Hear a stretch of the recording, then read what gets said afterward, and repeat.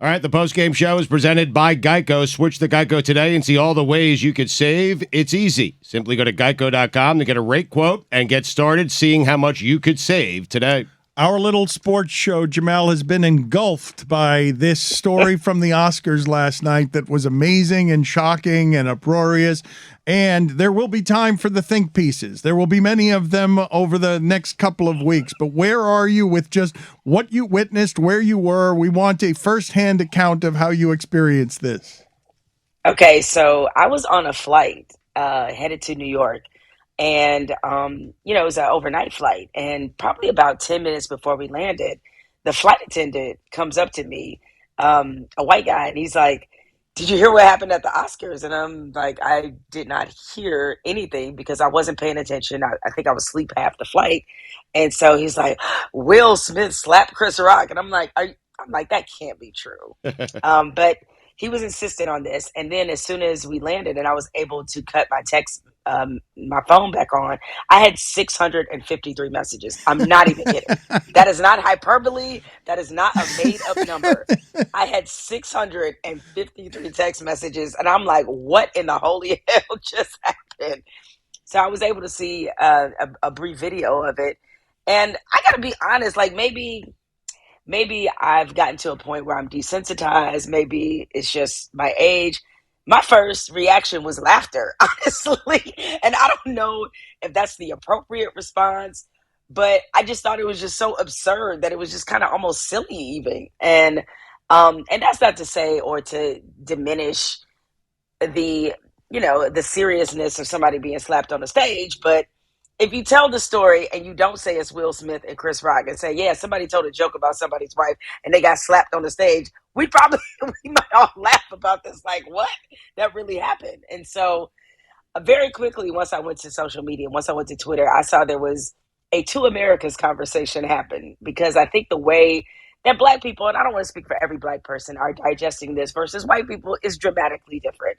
There's a lot of jokes, one, in the Black community, for sure. There's certainly some people who, because Will Packer, who is Black, was producing the Oscars, you had a Black woman who also was producing the Oscars in tandem. First time in history that's ever happened.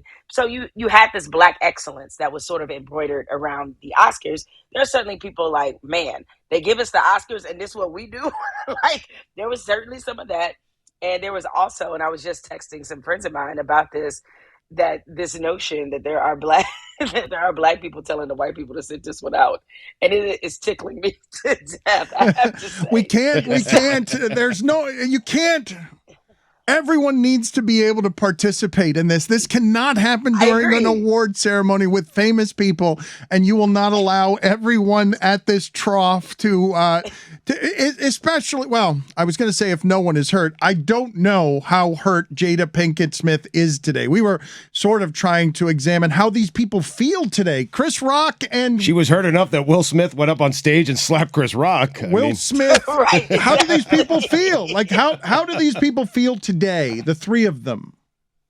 Well, it's funny the conversation is created if you're in a relationship. Like, I don't know, Dan, if you've gotten to the point where you've discussed this in your marriage, but me and my husband had an entire conversation about, like, what would you do if we were somewhere publicly and somebody insulted me? Like, would you slap them? Like, that's what I asked him. And there was a part of him that like kind of understood, and he wasn't saying that that's what he would do, but he was like, I could imagine feeling some kind of way if somebody made a joke about my wife on stage that I didn't really appreciate. We would address it probably afterwards. And he wasn't saying that like that would be his immediate reaction, but he could definitely imagine, or even even during. But it's yes. Where they were. It is right. The details of the stage of the night. It's what you were doing and what you were there to celebrate. And Jemele, the embroidering matters. Like, Will Smith chose that project because he wanted to be an advocate for what a Black man endured in telling the story of those two champion women. And the movie's kind of cruddy. He was good in the movie. Their story is more interesting than the movie. And very few people, I think, react that way there, even if many people would have felt like they wanted to react that way there. I totally agree, and especially because he's been waiting for this moment his whole career. So you asked how everybody felt. Okay, let's start with Will Smith.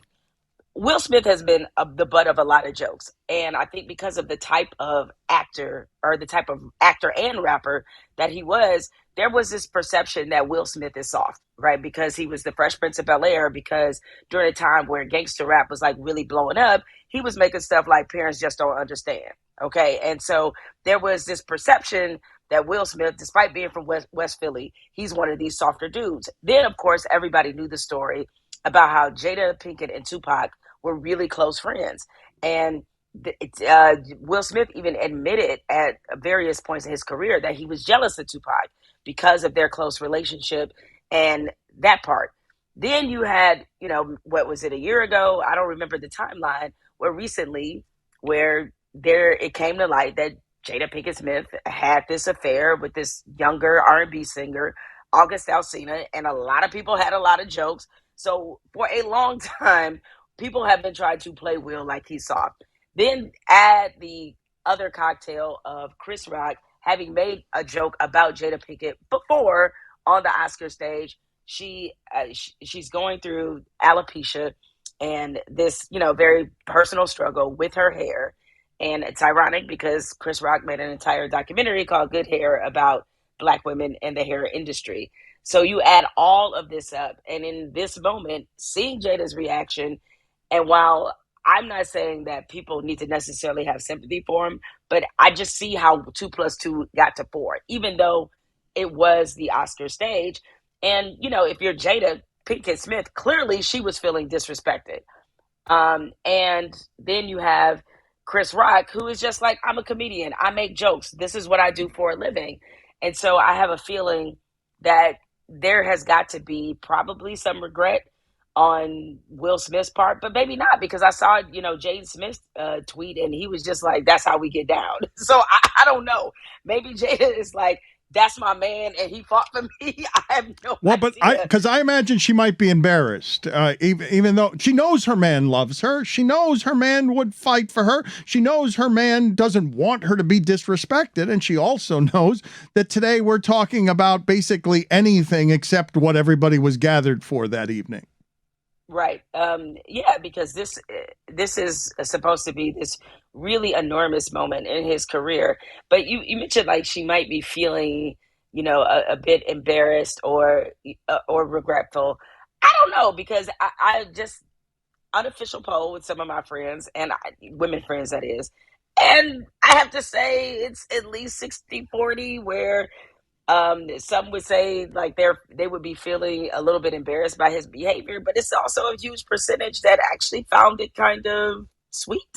I mean, that's the best way I can put it. Noble, chivalrous, noble. Chivalrous. That's the word I'm looking for. Chivalrous.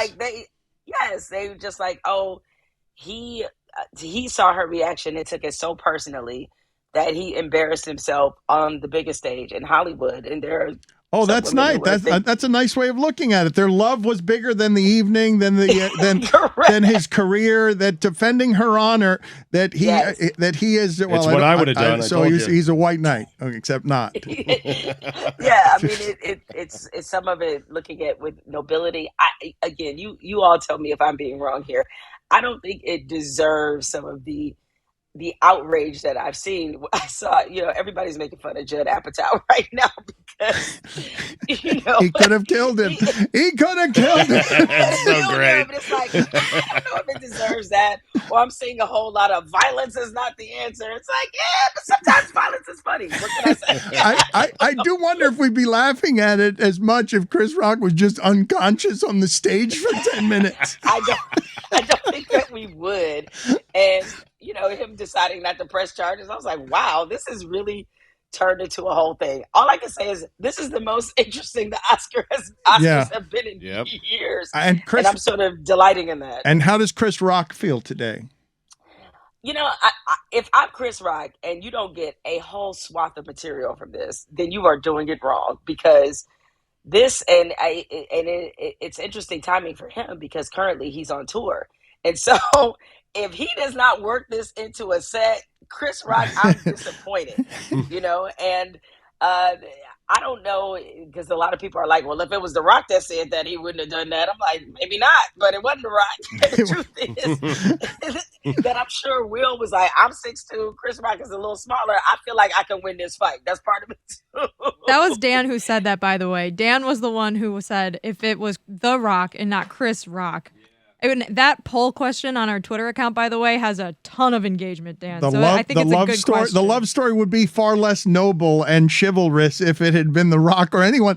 Really, there are very few people. I think more noble if he goes and challenges The Rock. No, it would, of course, be more. No, agree, but he would not, is my Right. point. My point is that's not what would have happened. And all of a sudden it ceases being a love story. Can they or will they remain friends? Well, is this a forgivable thing that's just happened? Wait till the next episode of Red Table Talk. I have a feeling that this is going to be. No, honestly, I really could see them being able to mend the fence, and because I just think that with the level of honesty and vulnerability that, frankly, Will has shared in the last 5 or 6 years of his career, I could see that happening. Like, he's a very open person. They have a relationship that, frankly, they've invited the world into in many respects. So I can see this happening. I promise you, this is going to be on Red Table Talk.